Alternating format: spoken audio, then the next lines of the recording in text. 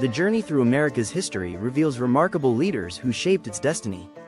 Brace yourself for more powerful stories. Chester A. Arthur emerged unexpectedly as the 21st president at the age of 51 after Garfield's assassination. The Star Route scandal shook the nation as 9 men were indicted for defrauding the government in postal fraud. Amid these trials, Congress mandated representation based on the census, increasing the number of representatives to 325. In a historic move, Congress passed the Pendleton Civil Service Reform Act under Arthur's administration, shaping future governance. His administration also saw the Brooklyn Bridge completed, a remarkable feat of engineering after 13 years and many lives lost.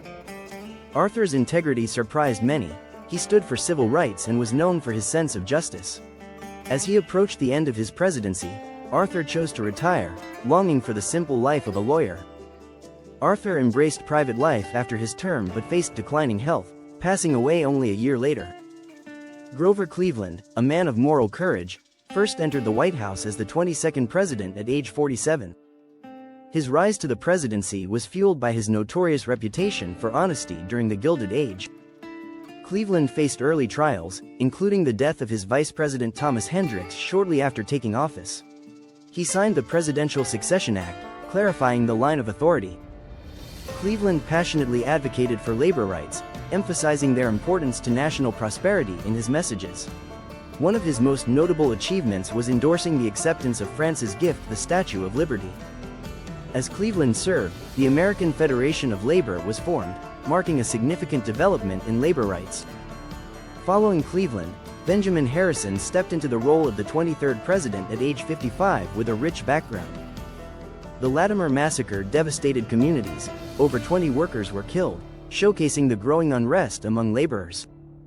During his term, dramatic events unfolded, leading to the rise of the Spanish-American War, a turning point for America. He called for swift military action in Cuba as tensions escalated, leading to battles that would shape world history. Grover Cleveland returned to presidency in 1893 amid the Panic of 1893, a time marked by economic turmoil. He becomes the first president to serve 2 non-consecutive terms. Cleveland's commitment to a gold standard led to further conflict as Americans grappled with rising unemployment and poverty. His decision to deploy federal troops to end the Pullman strike alienated many labor supporters, diminishing his popularity.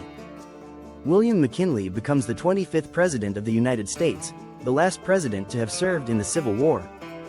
McKinley becomes first president to ride in an automobile in sympathy and remembrance of the Latimer Massacre. Coal miners in the Ohio, West Virginia, and the Lehigh Valley of Pennsylvania walk off their jobs.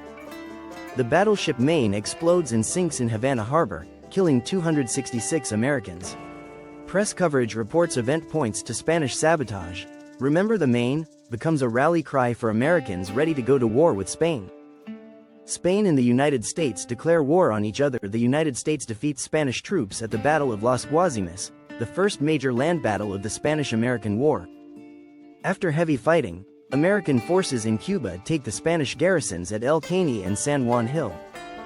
American naval forces destroy the Spanish fleet off Santiago de Cuba. Spain and the United States sign an armistice in which Spain agrees to grant Cuba its independence and cede Puerto Rico and Guam to the United States. In 1899, the United States takes official control of Cuba.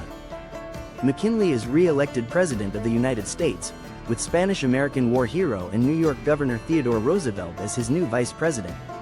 Later that year, McKinley was shot in the stomach while shaking hands at the Pan American Exposition in Buffalo.